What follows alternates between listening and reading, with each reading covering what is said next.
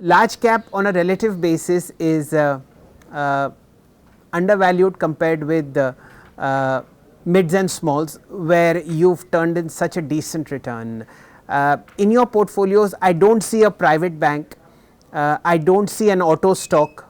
I think there's Hero Motors, if I'm not wrong, and I don't see any of defense plays which have done phenomenally well. Why have you kept away from such themes?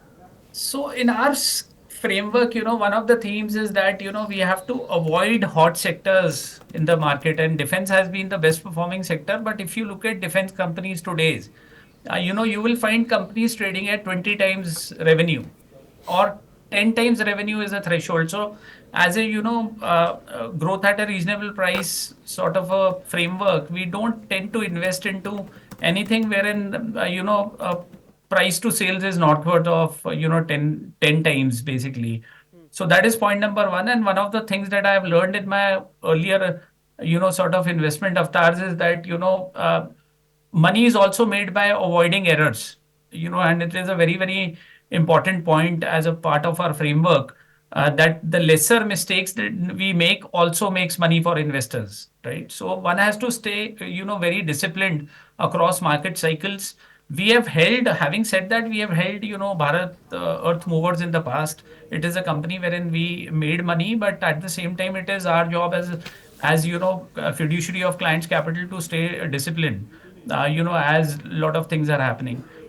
So our view is that we can be value seekers in this market, whether we will have, opportunities. Once we have, a 10% correction in the market, we can have 30-40% correction in our portfolio stocks only. If you look at Tejas Network as an example, I'll just elaborate this help with the help of an example.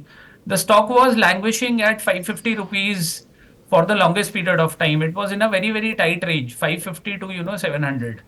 But then eventually what we saw, a move from 550 to 1550 within no time. Yes. And today the stock is trading at, closer to 1200 sort of a level. So it has gone through correction, and correction is a normal course of stock market. Ownership keeps on changing hands. The only caveat here is that whether we can increase our conviction when the market, when these stocks correct, whether we understand these companies reasonably well, and more importantly, how is the incremental risk reward when we are putting our money to work. So we have got two rules in our company. One rule as a part of our framework says that we will not invest into any stock wherein the IRR on paper is 20%. And this is a rule that we are religiously following. Secondly, the risk to reward has to be minimum 1:3.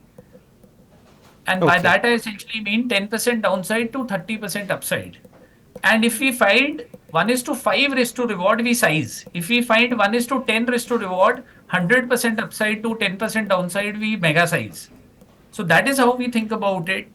It is a very interesting way to think about it, but more importantly, how to implement it at a practical level is what keeps us going. And look for optionality in the set of companies that we are investing into. We always want to buy companies wherein there is a combination of P multiple re-rating and earnings Yes. growth, so Yes. that if earnings growth doesn't happen, we still have PE multiple re-rating supporting us.